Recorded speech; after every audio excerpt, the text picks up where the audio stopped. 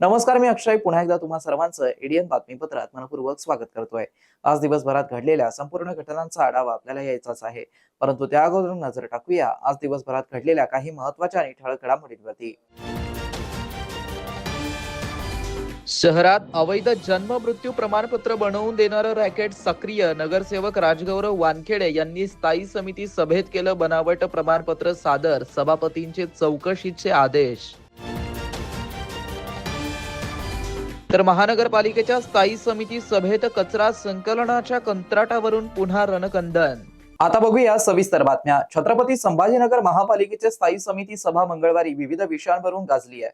या सभेत सदस्य राजगौरव वानखेडे यांनी बनावट जन्म प्रमाणपत्र सादर करत शहरातील एका अवैध जन्म मृत्यू प्रमाणपत्र बनवून देणाऱ्या रॅकेटचा पर्दाफाश केलाय। यावर सभापती अनिल मकरे यांनी चौकशी करून अहवाल सादर करण्याचे आदेश दिले आहेत। स्थायी समिती सभेत राजगौरव वानखेडे यांनी शहरात बोगस प्रमाणपत्र जन्म प्रमाणपत्र केले जात असल्याची बाब सभागृहाच्या लक्षात आणून दिली। त्यांनी एक जन्म प्रमाणपत्र सभागृहामध्ये सादर केलं, त्यात नाव वेगळं लिहिलेलं होतं तर बारकोड मध्ये दुसरं नाव होतं। या विषयावरती अन्य काही सदस्यांनी देखील जन्म मृत्यू आणि मॅरेज सर्टिफिकेट बाबत प्रश्न उपस्थित केले।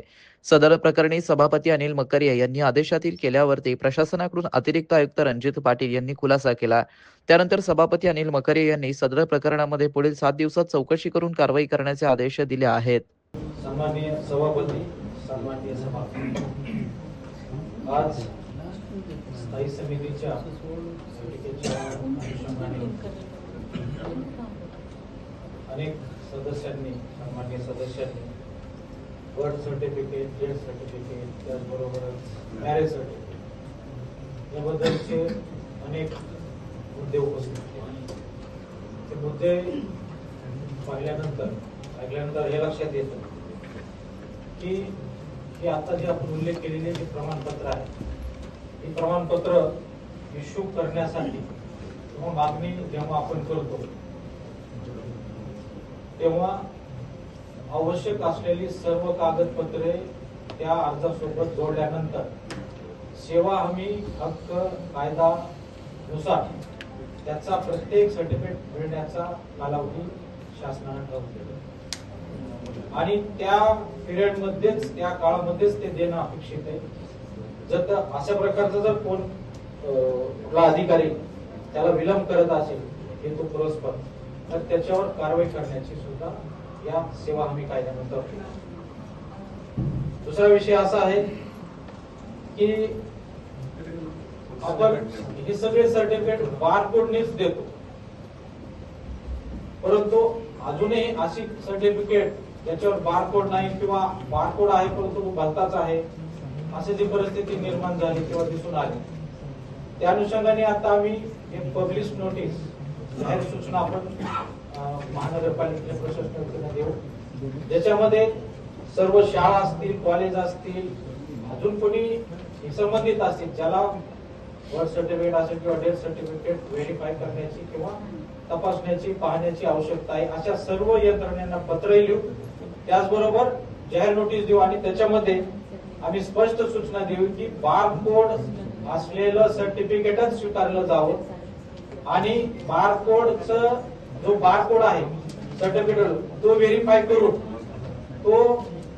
करूनच ते ऍक्सेप्ट करावं। जर त्यात विसंगती असेल तर आम्हाला रिपोर्ट करावा, जेणेकरून आम्हाला तशा लोकांविरुद्ध किंवा तशा यंत्रणेविरुद्ध कारवाई करणं शक्य होईल। याबरोबरच स्थायी समिती सभेत एमआयएमच्या वतीने N12 येथील कचरा संकलन डम्पिंग यार्ड बंद करण्याबाबत प्रश्न विचारण्यात आलाय। यावर सत्ताधारी आणि विरोधी पक्षांमध्ये बराच वेळ गोंधळ उडाला होता, तर अन्य काही प्रश्नांवर देखील चर्चा करून सभापती यांनी स्थायी समिती सभेसमोर आलेले काही विषय मंजूर केलेले आहेत। निधी कमी दिल्याबाबत एमआयएमच्या सदस्यांनी विषय उपस्थित केला। यावर सभापती अनिल मकरे यांनी वसुलीसाठी मदत करण्याचं आवाहन केलं। स्थायी समिती सभेत काही रस्त्यांच्या कामांबाबत प्रश्न उपस्थित झाल्यानंतर स्मार्ट सिटी कार्यालयाचे हस्तांतरण 30 एप्रिल पासून मनपाकडे करण्यात आलं असल्याचा खुलासा अतिरिक्त आयुक्त रणजित पाटील यांनी केला आहे। कैसा है, तुम टैक्स वसूली करके दोगे तो जहाँ टैक्स 80% होगा, जो फिर भाजपा का रहो या सेना का रहो या उबाटा का रहो, किसी का या MIM का रहो, जहाँ टैक्स वसूली होंगी वही पैसा दिया जाएगा। पैसे में तुमको निधि में कोई कमी नहीं पड़ने दूंगा मैं। रूल्स के तरीके से चलो। आप सुनिए, आपको लग रहा है मैंने आपके मेंबर को तो 5 ही लाख दिया, आपको 50 लाख दिया और 80 लाख रुपए दिया। नहीं, तो वहाँ मैं क्या बोल रहा हूँ, आपकी टैक्स वसूली देखो, उनकी टैक्स वसूली देखो। जहाँ 80% टैक्स वसूली होगा वहाँ दिया जाएगा, उनका सम्मान होया जाएगा। 7 लाख रुपए के पास सबसे ज्यादा डॉक्टर साहब वहाँ पे हमारे हकीम में है, टैक्स पेयर भी जो है हमारे पार्टी वो ठीक है। माननीय सभापती महोदय, डॉक्टर साहेब, जन्म, मृत्यू आणि मॅरेज सर्टिफिकेट या 7 दिवसाचा आत द्यायला पाहिजे. त्याच्या पुढे 7 दिवसात आत दिलं नाही तर त्याच्यात कारवाई होईल. इतकं लक्षात ठेवा. खूप अरेंजमेंट होतो. म्हणजे स्वतः माझ्या मुलीचा माझा माणूस 1.5 महिने चक्रा मारला. मग मी मोरेला बोलवते, देणार का नाही सांग, माझ्या मुलीला फॉरेनला जायचंय. मग त्यांनी दिलं. एक चुकीची पद्धत चालती, आपल्याकडे 2-2 महिने भेटत नाही. हे मला अनुभव आहे. त्याच्या पुढे 7 दिवसात ना त्यांना अडीअडचण येतात. काही म्हटले नवरा बायकाचा तलाक होऊ लागला, ही आपली बदनामी. इतकं लक्षात ठेवा. महापालिकेची बदनामी म्हणजे आपली बदनामी. त्याच्या पुढे व्हायला नाही पाहिजे. MIM सदस्यांनी स्थायी समिती सभेत कचरा उचलण्याचं कंत्राट घेतलेल्या एजन्सी N12 येथील डम्पिंग ग्राउंड काढण्यासंदर्भात विषय उपस्थित केला. यावर सत्ताधारी आणि विरोधी सदस्यांमध्ये शाब्दिक चकमक झाली. यात सभापती अनिल मकरिये यांनी मध्यस्थी करावी लागली. नंतर अमित भुईगळ यांनी उडी घेत N12 डम्पिंग काढण्याबाबतच्या इम्तियाज जलील यांच्या मागणीला विरोध दर्शवला. यावर MIM आणि वंचितमध्ये प्रश्न उत्तर करत गोंधळ उडाला. यावर प्रशासनामार्फत खुलासा करण्यात आला आहे. आपको विरोध नहीं कर रहा, आप बोलिए। पर ऐसा है, जो कंपनी का नाम है वो बोलिए। आप खुद बोलिए। हाँ, बस आपके बात क्या नहीं, रॉन्ग ही है, मोटा आयुष्य झाला, स्टँडिंग मध्ये आयुष्य आला, माझ्या प्रभागातला विषय कचरा डेपोचा. हाँ, आणि सगळ्यात महत्वाचा विषय असा आहे की याची परवानगी 2018 दिलेली. त्यावेळेस इम्तियाज भाई तिथे आमदार होते 2018ला. त्यावेळेस मी बोलले नाही. 2019ला त्यांना आम्ही वंचित निवडून दिलं, खासदार केलं. त्यावेळेस मी ते बोलले नाही. आणि राहिला दुसरा प्रश्न, त्या संदर्भामध्ये मी तिथं लोकांनी मला निवडून दिलं, त्या संदर्भामध्ये मला काय भूमिका घ्यायची, मी त्या जनरल बॉडीत असेल किंवा घेणार आहे. मला एवढंच तुम्हाला म्हणायचं आहे की ते N12चा जो विषय आहे, एक नाही 4-4 नगरसेवक निवडून दिले तिथल्या जनतेने आम्हाला. तो विषय काय करायचा तो आम्ही करू. तुम्ही ज्यावेळेस आमदार होते, खासदार होते, त्यावेळेस तुम्ही काही विषय केला नाही. आणि आता काही आपल्या हातात नाही तर आपण ते माग लागू आपण त्या कचऱ्यावाल्याच्या चुकीचं होत असेल तर आपण त्याच्यामध्ये 100% काहीतरी करायला पाहिजे. परंतु फक्त कचऱ्याचा वास येतो, हे येतो. तिथे जनतेच्या लोकांना मी विचारलं ते मला कोणी काही म्हणतात मला तकलीफ आहे का काय आहे, तर त्यांनी मला सांगितलं नाही. फक्त आपण तिथे कचरा नेतो, डम्प करतो, तिथून तो कचरा दुसरीकडे राहतो. त्याच्यामध्ये कचरा त्याला पडून थोडे राहतो. आणि जर तसा काही लोकांचा आला असेल तर त्यावेळेस सुद्धा आम्ही एक वार्डाचे नगरसेवक म्हणून जाहीर आम्ही नक्कीच त्याच्यामध्ये विचार करू. तुम्ही बोलत त्याच्यामध्ये भांडण करू नका. मला असं या ठिकाणी म्हणायचं आहे. दुसरा प्रश्न असा आहे,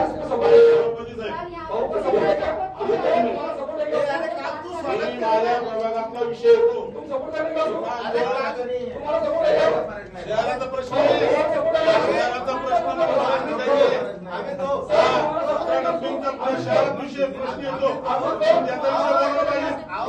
विषय काय करता, आमच्या प्रभागाचा विषय काय करतो. माझं काय म्हणणे, 2018ला बॉडी होती, 2018 ते 20 पर्यंत बॉडी होती. 2000 मधले 6 वर्ष या ठिकाणी प्रशासक होतं. त्या ठिकाणी शेतकरी नसले, आमदार आपले इम्तियाज भाई होते, त्यावेळेस त्यांनी विरोध करायला पाहिजे होता. ही माझी भूमिका आहे. तुम्ही आपण त्याला विरोध करून सांगायचं तुम्हाला. आता तुम्ही समजून घ्या, हा सपोर्टचा प्रश्न नाहीये. तुम्ही मला सांगा, आमदार असताना खासदार असताना का विरोध केला नाही हे मला आधी सांगा, मग मी सांगतो तुम्हाला. माननीय सदस्य स्थायी समिती यांनी जे मुद्दे उपस्थित केले त्याचा मुद्देन्याय खुलासा संक्षिप्त मी करू इच्छितो. N12 सलीम अली जवळ जे ट्रान्सफर स्टेशन आहे RT8 आणि सेंट्रल नाक्या इथं जे पार्किंगचा विषय सध्या तिथं चालू आहे. 2018ला जेव्हा N12चं ठिकाण असेल आणि सेंट्रल नाका असेल इथं रिफ्यूज ट्रान्सफर स्टेशन म्हणजे छोट्या घंटा गाड्यामधून मोठ्या कॉम्पॅक्टरमध्ये कचरा ट्रान्सफर करण्याची प्रक्रिया होत होती. 2018ला जेव्हा कचऱ्याचा क्रायसिस निर्माण झाला तेव्हा सेंट्रल नाक्याला ओल्ड सिटी मधला जवळजवळ 50,000 मेट्रिक टन कचरा त्या ठिकाणी जमा केला होता. आणि ज्यानंतर आपले प्रोसेसिंग प्लांट सुरू झाले त्यानंतर जवळजवळ 2 वर्ष लागले की सेंट्रल नाकाचं पूर्णतः हजारो मेट्रिक टन कचरा उचलून चिकलठाण्याला टाकण्यात आला. सेंट्रल नाका त्यानंतर क्लीन झालं, पण छोट्या घंटागाड्या ज्या आताचे प्रभाग 6, 12, 13 आणि 14 या घंटागाड्यामधून कॉम्पॅक्टरमध्ये कचरा नेला जात होता आणि तो पण नेला जात होता. यानंतर आपण सेंट्रल नाका आणि विविध 6 ठिकाणी RTS बनवायचं ठरवलं, त्यातलं सेंट्रल नाका कॅन्सल झालं. पण N12 त्यानंतर शिवाजीनगर, त्यानंतर रमानगर, त्यानंतर चिकलठाणा MIDC, त्यानंतर कांचनवाडी शहराच्या 5 विविध ठिकाणी RTS करावं लागलं, कारण छोट्या गाड्यांमधून प्रोसेसिंग प्लांट पर्यंत आपल्या हडसूल, पडेगाव आणि चिकलठाणा शहराच्या 3 ठिकाणी असलेल्या प्लांटवर कचरा नेण्यासाठी RTS रिफ्यूज ट्रान्सफर स्टेशन आपण निर्माण केले. आपले 3 ट्रान्सफर स्टेशन या ठिकाणी तयार झाले आणि कॉम्पॅक्टर मध्ये न नेता क्लोज व्हेकल मधून क्लोज कॅप्सूल मध्ये कचरा नेला जातो. माननीय महोदय, आता जर N12ला आपण गेले किंवा कोणत्याही ट्रान्सपोर्ट स्टेशनला गेले तर तिथं कोणतीही एक गाडी सुद्धा कचरा पडलेला नाहीये. N12ला सध्या अत्यंत स्वच्छ परिस्थिती आहे. पूर्वीचे प्रॉब्लेम ओपन ट्रान्सफरचे प्रॉब्लेम येऊ नये म्हणून आपण ऑटोमेटेड ट्रान्सफर स्टेशन तयार केले. आणि छत्रपती संभाजीनगर महापालिका अंतर्गत राष्ट्रीय कीटकजन्य आजार नियंत्रण कार्यक्रमाच्या अनुषंगाने दिनांक 25 एप्रिल 2026 रोजी जागतिक हिवताप दिन उत्साहात साजरा करण्यात आलाय. या निमित्ताने नागरी हिवताप योजनेअंतर्गत संपूर्ण शहरात विविध सार्वजनिक ठिकाणी कीटकजन्य आजारांविषयी जनजागृती व प्रतिबंधनासाठी विशेष प्रदर्शनाचं आयोजन करण्यात आलंय. हे प्रदर्शन दिनांक 25 एप्रिल 2026 ते 9 मे 2026 या कालावधीत आयोजित करण्यात येत असून नागरिकांना हिवताप, डेंग्यू, चिकनगुनिया आदी आजारांपासून बचाव करण्यासाठी आवश्यक उपाययोजना, स्वच्छतेचं महत्त्व तसेच प्रभावी प्रतिबंधात्मक मार्गदर्शन करण्यात येणार आहे. सदर उपक्रम महापौर समीर राजूरकर, उपमहापौर राजेंद्र जंजाळ, विरोधी पक्षनेता समीर साजिद, सभापती स्थायी समिती अनिल मकरिये, सभापती वैद्यकीय सहाय्य व आरोग्य समिती सुनीता संजय सोळुंके तसेच आयुक्त अमोल येडगे यांच्या मार्गदर्शनाखाली आणि वैद्यकीय आरोग्य अधिकारी डॉक्टर पारस मंडलेचा यांच्या नेतृत्वाखाली राबवण्यात येत आहे.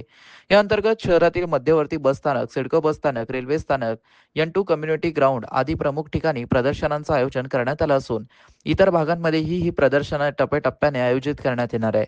या उपक्रमाचा मुख्य उद्देश नागरिकांमध्ये कीटकजन्य व साथरोगांविषयी व्यापक व जनजागृती निर्माण करणं हा आहे. नागरिकांनी या प्रदर्शनांना भेट देऊन साथरोग विषयक माहितीचा लाभ घ्यावा असं आवाहन वैद्यकीय आरोग्य अधिकारी डॉक्टर पारस मंडलेचा यांनी केलं आहे. शहरवासियांना एक सुवर्ण संधी. तुम्ही एखादा व्यवसाय करताय का? मग ADN वरती जाहिरात करा आणि मिळवा व्यवसायात मोठा फायदा. तर वाट कसली बघत आहात? आताच खाली दिसत असलेल्या नंबरवरती संपर्क करा. आपल्याला अजूनही काही बातम्यांचा आढावा घ्यायचा आहे, परंतु इथे वेळ झाली आहे एका छोट्याशा ब्रेकची. कुठे जाऊ नका, पाहत रहा ADN न्यूज.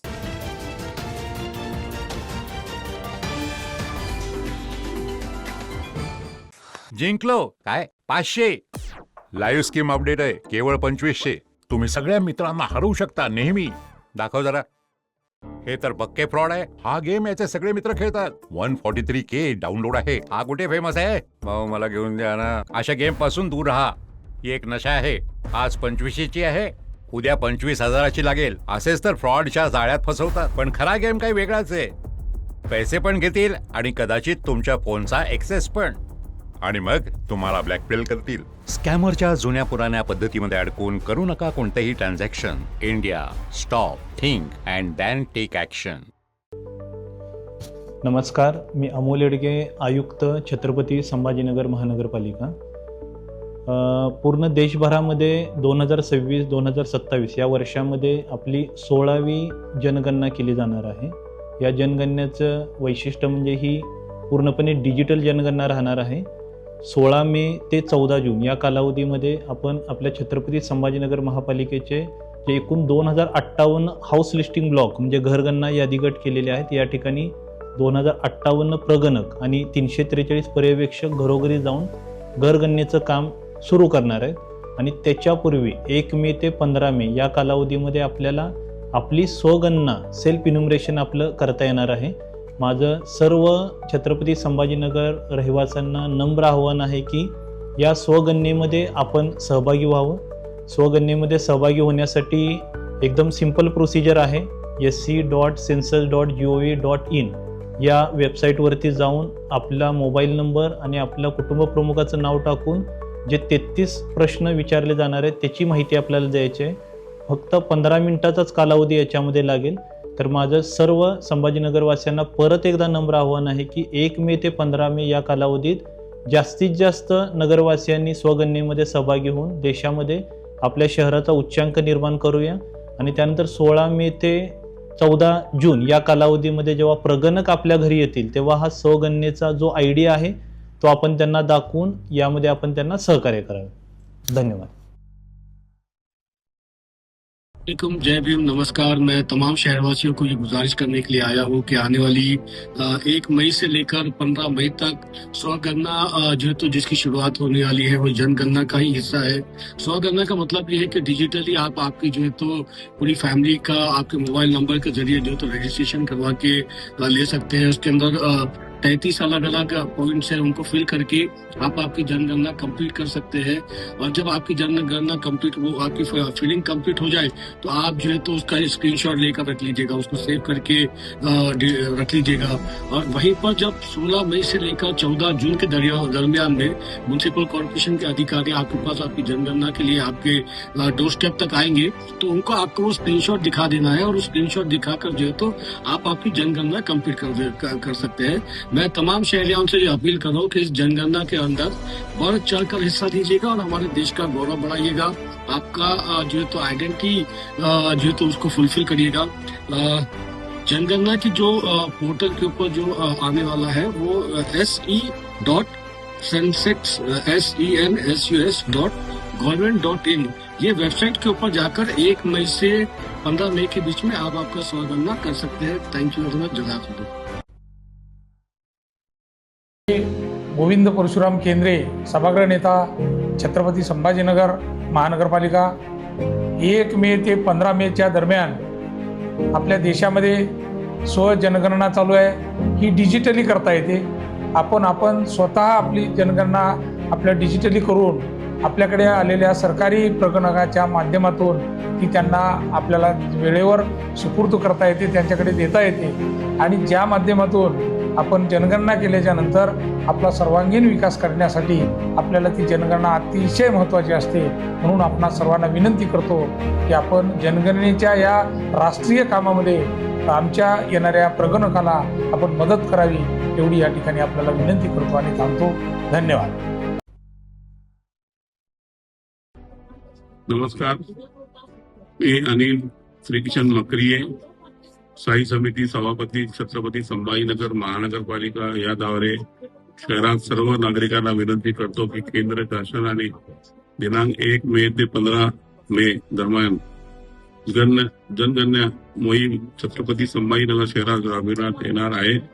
नागरिकांना सदर मोहीम सहभाग व्हावे. हे धन्यवाद. आपली भारताची जनगणना सुरू झालेली आहे. माननीय पंतप्रधान श्री नरेंद्रजी मोदी यांनी या देशामध्ये सर्वप्रथम डिजिटल स्वगणना सुरू केलेली आहे. ती स्वगणना दिनांक 1 मे ते 15 मे पर्यंत आपल्याला ऑनलाईन पद्धतीनं करता येते. ही स्वगणना केल्यानंतर आपल्याला एक EC-ID सुद्धा मिळतो.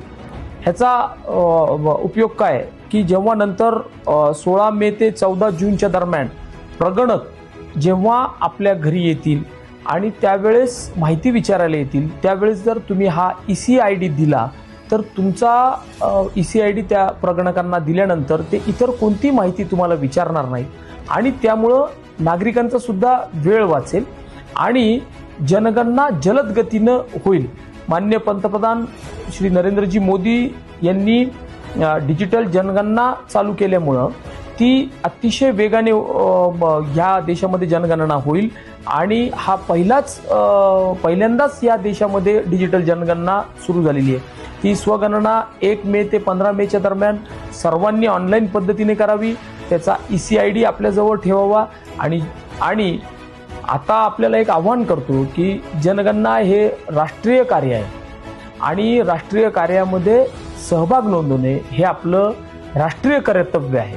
त्याच्यामुळं मी छत्रपती संभाजीनगरकरांच्या सर्व नागरिकांना आवाहन करतो की 1 मे ते 15 मे पर्यंत होणारी डिजिटल पद्धतीने जी स्वगणना होणार आहे त्यामध्ये ऑनलाईन पद्धतीने जाऊन बाजूला असलेल्या QR कोडला स्कॅन करून आपली सगळी माहिती भरून जर आपण केली तर आपलाही वेळ वाचेल आणि नंतर प्रगणकांचाही वेळ वाचेल. म्हणून मी आपणास आवाहन करतो की सर्वजणांनी स्वजनगणनेच्या राष्ट्रीय कार्यामध्ये सामील व्हा. धन्यवाद.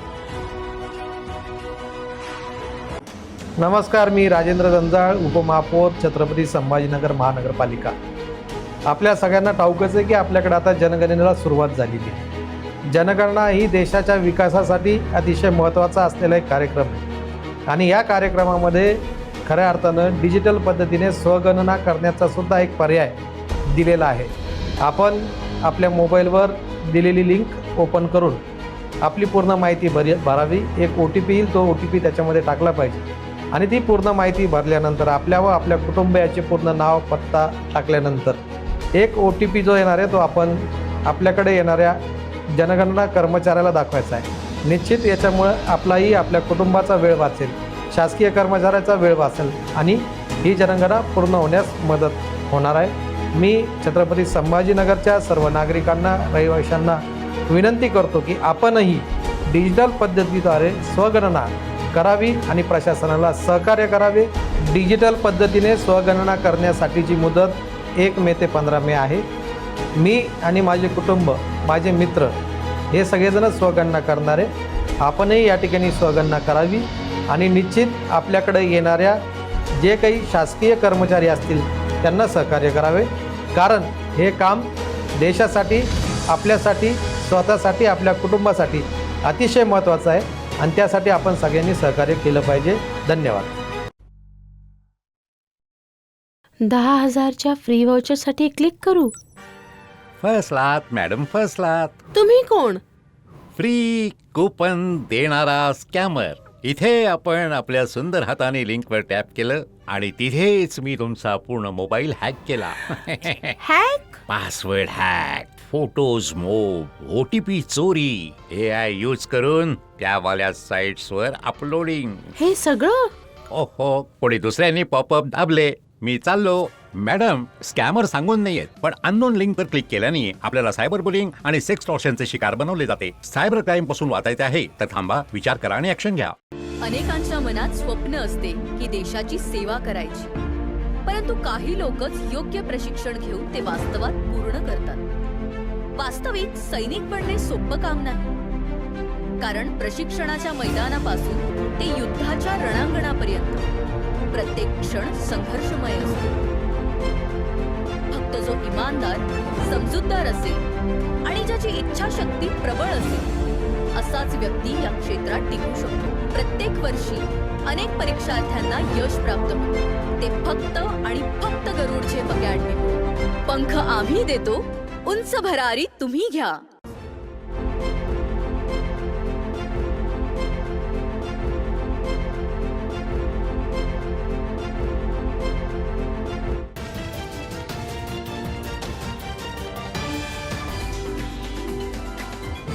नमस्कार, ब्रेक नंतर पुन्हा एकदा स्वागत. आपण बघत आहात एडीएन बातमीपत्र.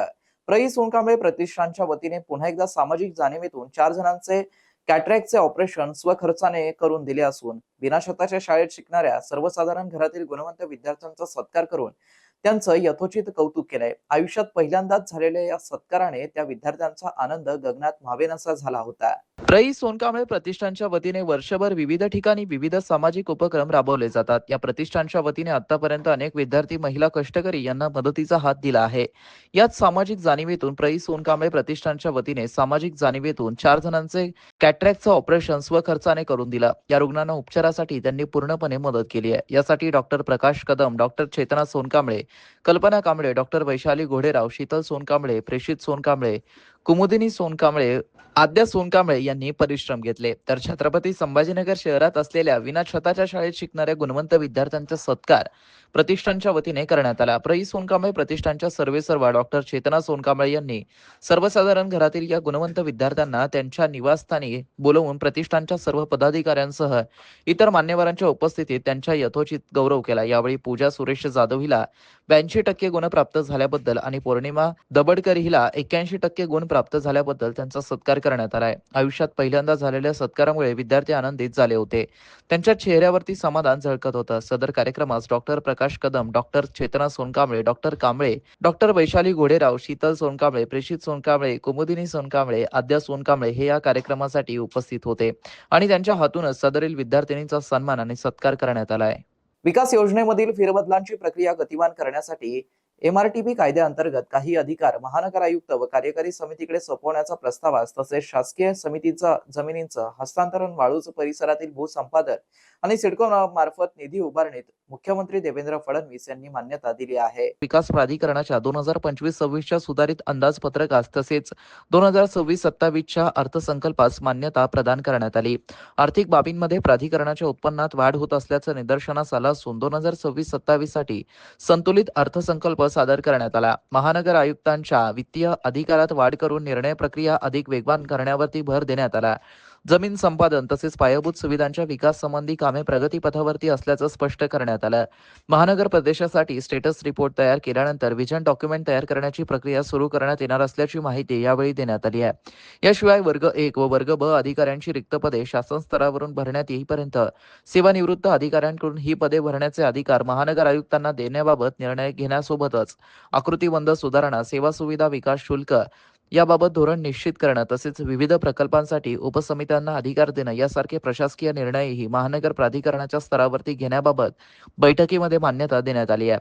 बैठकीत छत्रपती संभाजीनगर महानगर प्रदेशाच्या नियोजनबद्ध व शाश्वत विकासासाठी आवश्यक असलेल्या धोरणात्मक निर्णयांची गती देण्याचा निर्णय घेण्यात आला आहे.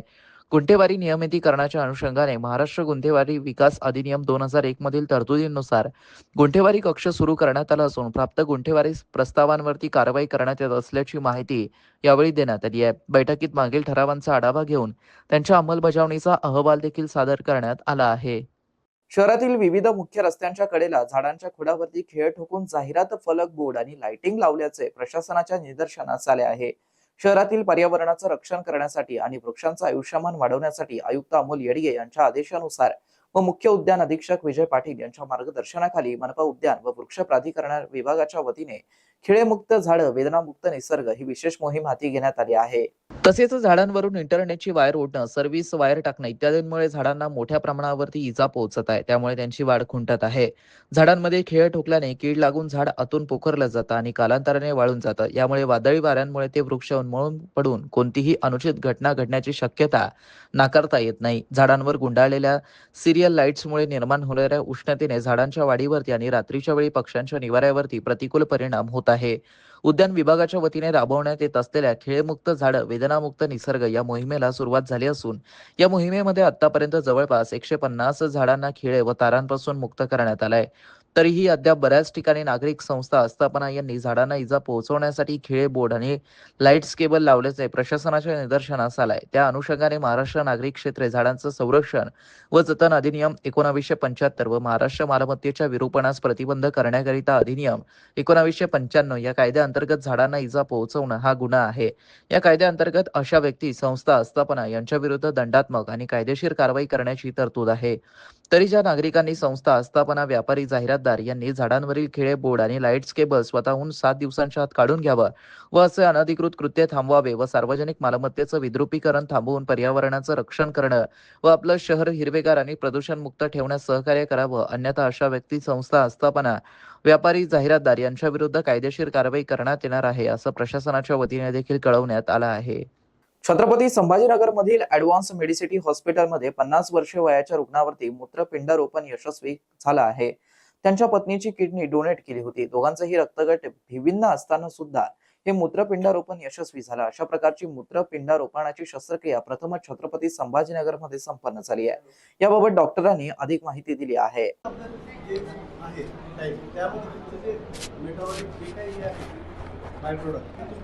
सगळे सिस्टमिकली डॅमेज करतात. त्यामुळे आता वेस्टर्न स्टँडर्डमध्ये असं असतं की ते ऑलवेज डू ट्रान्सप्लांट फर्स्ट आणि त्यानंतर ते डायलिसिस करतात. आपल्या इंडियामध्ये काय की तुमच्या डोनरची फार ही राहते किंवा डोनरला खूप जणांचे खूप न्यूनगंड आहेत. बरेच असं म्हणजे आयुर्वेद प्रोडक्ट काही म्हणजे आणि म्हणजे ग्रामीण भागातल्या पेशंटमध्ये तर आणखीच त्याचं आहे. जर समजा इंडियामध्ये 10 लाख ट्रान्सप्लांट वर्षाला लागत असतील तर ॲक्च्युअल हा डिजिट आहे की 10,000च होतात. Whatever due to some lack of resources म्हणा किंवा लॅक ऑफ डोनर म्हणा. तर त्यामुळे डोनर अवेअरनेस फार गरजेचं आहे किंवा जितकं तुम्ही आणि किडनी हा फार रोबस्ट ऑर्गन आहे. म्हणजे किडनी हा म्हणजे जेवढ्या काय ऑर्गन ट्रान्सप्लांटमध्ये ही झालेली आहे त्यामध्ये किडनीचं जे ॲक्सेप्टन्स रेट आहे हे सगळ्यात हायेस्ट आहे. तर त्यामुळे डोनर यांनी थोडंसं किंवा तुम्ही लवकरात लवकर जर तुम्ही केलं तर ते पेशंटसाठी खूप चांगलं राहील. ठीक आहे. ऑलमोस्ट आम्ही अंडर वन रूफ ऑलमोस्ट सगळंच देतो. जॉईंट काल सरांनी जॉईंट रिप्लेसमेंट केलं. 5-6 दिवसापूर्वी आम्ही हे केलं ट्रान्सप्लांट केलं आणि since August till now we have perform almost 800+ surgeries. Almost मी 7 ते 8 सर्जरी रोजच युरोच्या करतो, ऑर्थोच्या करतो. कॅथलॅबमध्ये प्रोसिजर चालतात, angioplasty, angiography. Almost under one म्हणजे शहरातल्या सगळ्याच गोष्टी इथे आहेत. पेशंट जो आमच्याकडे आला तो हाडाच्या प्रॉब्लेमसाठी आलेला, पण हिप पेनसाठी आलेला.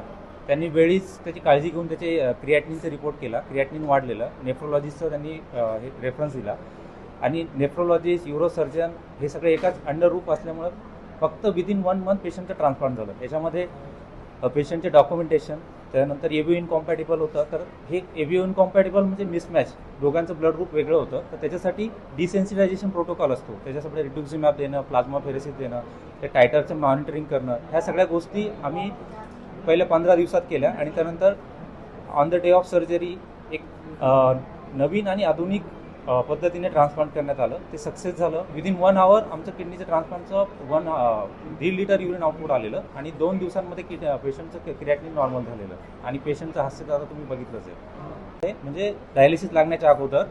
दुसरी गोष्ट म्हणजे आर्थिकदृष्ट्या कमकुवत असणाऱ्या वर्गांसाठी आहे. तिसरी गोष्ट म्हणजे ही कॉम्प्लेक्स आहे, म्हणजे एव्हिओ इनकॉम्पॅटिबल आहे. आणि चौथी गोष्ट म्हणजे जी मुंबई किंवा पुणे या ठिकाणी मिळणाऱ्या सगळ्या आधुनिक ट्रान्सप्लांट, कॉम्प्लेक्स केसेसचं जे ट्रान्सप्लांट होऊ शकतं ते ह्या ठिकाणी पण होऊ शकतं. डॉक्टरचं टीम ट्रेन आहे, इन्फ्रास्ट्रक्चर अवेलेबल आहे आणि बाकी सगळी टीमवर्क आहे, परफेक्ट आहे. आणि हे आता ह्या केसच्या सक्सेसनंतर सिद्ध केलं आहे. शेवटी पुन्हा एकदा नजर टाकूया आज दिवसभरात घडलेल्या काही महत्त्वाच्या आणि ठळक घडामोडींवरती.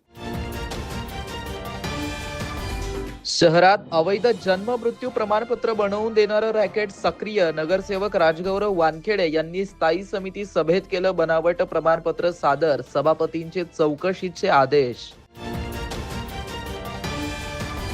तर महानगरपालिकेच्या स्थायी समिती सभेत कचरा संकलनाच्या कंत्राटावरून पुन्हा रणकंदन. आणि याबरोबरच हे बातमीपत्र इथे संपलं. पुन्हा भेटूया पुढील बातमीपत्रात. तोपर्यंत पाहत रहा आपल्या हक्काचं बातमीपत्र ADN न्यूज.